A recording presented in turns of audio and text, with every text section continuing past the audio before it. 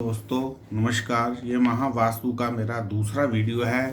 पहले वीडियो में हमने बताया था कि हमारे जो 5 तत्व हैं वो क्या क्या होते हैं, उससे कैसे ये चीज़ें हमारे मॉडर्न वास्तु में चीज़ें मिलती हैं। अब ये हम आपको बताने लगे हैं कि जो हमारा वाटर तत्व होता है उसका पहले वीडियो में हमने बताया था रंग ब्लैक और ब्लू होता है, इसकी गोल आकृति होती है।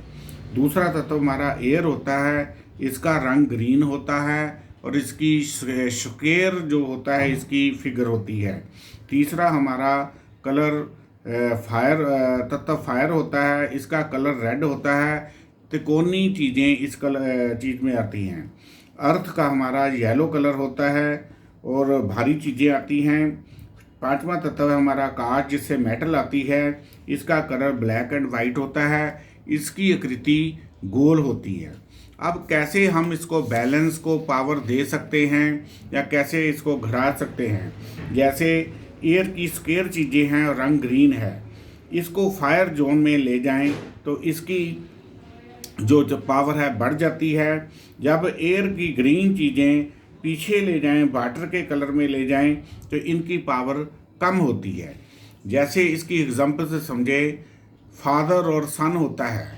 जब सन जो है फादर के घर आता है तो उसकी इम्पोर्टेंस इतनी नहीं होती।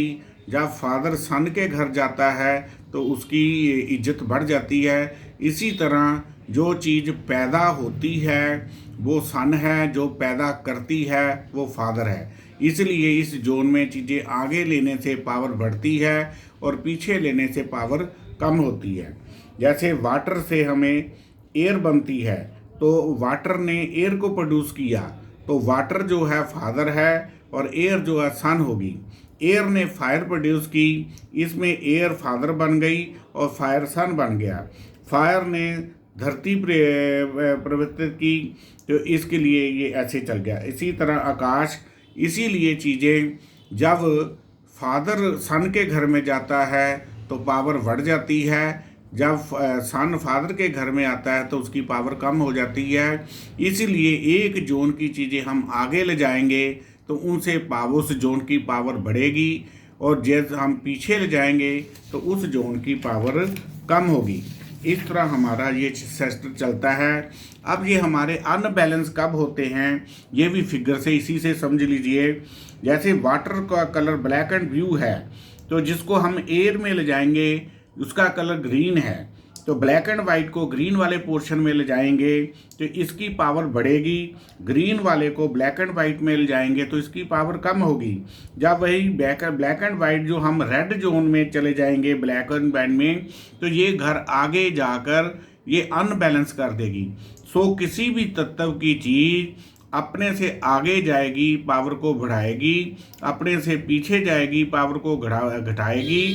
जब अपने से एक घर छोड़ के आगे के जोन में जाएगी तो ये चीज़ें हमें अनबैलेंस करेगी। इस तरह वहाँ वास्तु के मुताबिक हमें बैलेंसिंग और अनबैलेंसिंग होती है, जिसको मैंने बड़े आराम से आपको इसमें बताया है। उम्मीद है आपको ये चीज़ें कि समझ आ गई होगी कि कैसे हम वास्तु के अनुसार इसको बैलेंस करते हैं और कैसे ये चीज़ें हमारे घर में वही चीज़ें अनबैलेंस हो जाती हैं।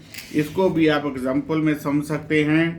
हमारी जो तिरंगे वाली चीज़ें एयर में जाएगी तो उसको पावर वो बढ़ाएगी। एयर का स्क्वायर है, स्क्वायर के जब स्क्वायर की चीज़ें त्रिकोण वाली चीज़ में जाएंगी तो पावर बढ़ेगी।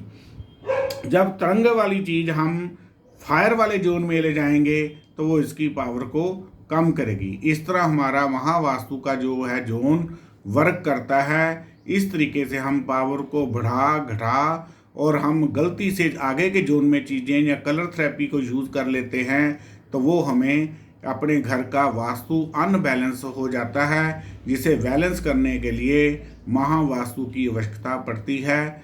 ये हमारा सेकंड एपिसोड था। Doctor R C Sharma, desire university, Jalandhar.